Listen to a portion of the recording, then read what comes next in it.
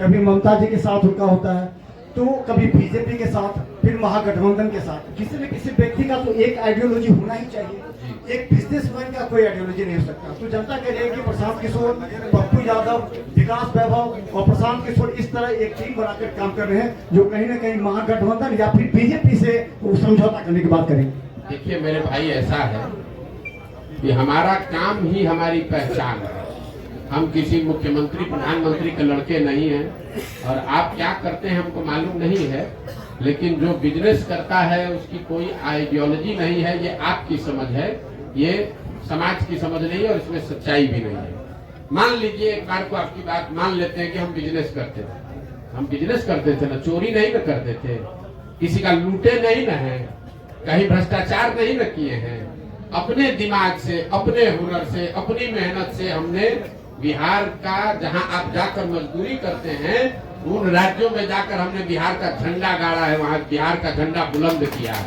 आप बहुत आइडियोलॉजी वाले हैं, आप बहुत आइडियोलॉजी वाले हैं, तो आपके बच्चे जाकर वहां ठेला पर सब्जी बेच रहे हैं। हमारी आइडियोलॉजी नहीं है, तो उन्हीं राज्यों में जाकर हम वहां के राजा को बनाते हैं।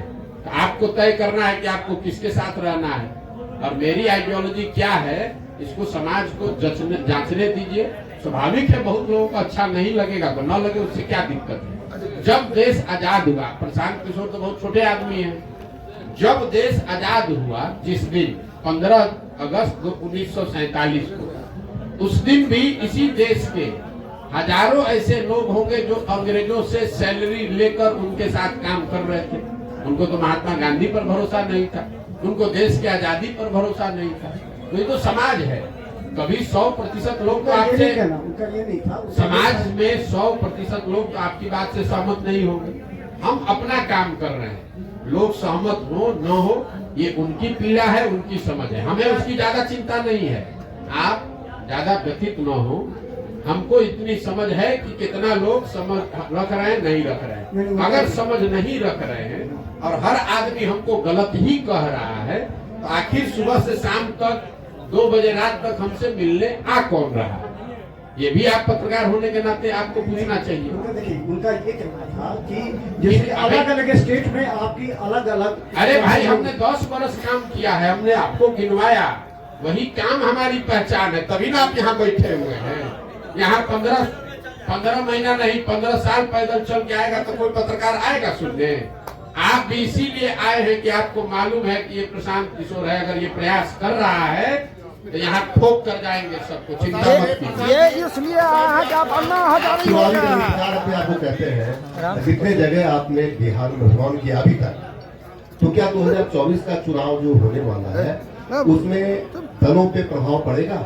हम जब चुनाव ही नहीं लड़ रहे तो आप नहीं लड़ रहे हैं। आप सुन लीजिए बात, 2025 का चुनाव होने दीजिए, उसके बाद आप हमको खोजिएगा मिलने के लिए कि प्रभाव क्या पड़ा नहीं पड़ा। हमारा जो ट्रैक रिकॉर्ड है, लोग हमको जब चुनाव का परिणाम आता है तब खोजते हैं कि कौन है।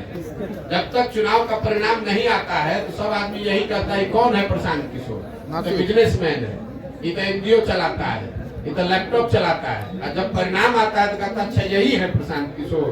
तो यही बिहार में भी होगा 25 में। एक सवाल है, जिसको भी आपको लगता है ना कि जो बहुत बड़ा राजनीति का समझ है, उसको भी प्राइवेट में जाकर पूछ लीजिएगा। जिसको दम हो बिहार में, जिसको भी दम है, उसको खुली चुनौती दे रहे हो, खाली कह दे कि हमको भैया ये चुनाव हम लड़ेंगे प्रशांत किशोर के खिलाफ, पूरा बिहार में जिसको दम है कि हम आके सामने कहते हैं हम लड़ाते हैं, जरा जीत के दिखा दे, जिसको दम है। खुला चुनौती दे रहे हैं तीनों दल का। जो नेता बिहार का कोई क्षेत्र चुन ले और कहे कि भैया हमको यहाँ हरा कर दिखा दीजिए, उसको दिखा देंगे कि कैसे चुनाव लड़ा जाए। हमको किसी से सर्टिफिकेट की जरूरत नहीं है, हम यहाँ चुनाव लड़ने नहीं आए हैं। हम बिहार में अपना जीवन खपा रहे हैं इस राज्य को सुधारने के लिए। सुधरे न सुधरे वो समय बताएगा। चुनाव को लेकर हमको बिहार के पुलिया नेताओं से सर्टिफिकेट नहीं चाहिए। ये बिहार में जो लोग नेतागिरी करते हैं, इनके जो आका है, उनकी जब गाड़ी फंसती है तो हमसे सलाह लेने आते हैं। अब उनको हम बताएंगे चुनाव कैसे लड़ा जाए, ये हमको बताएंगे। पप्पू यादव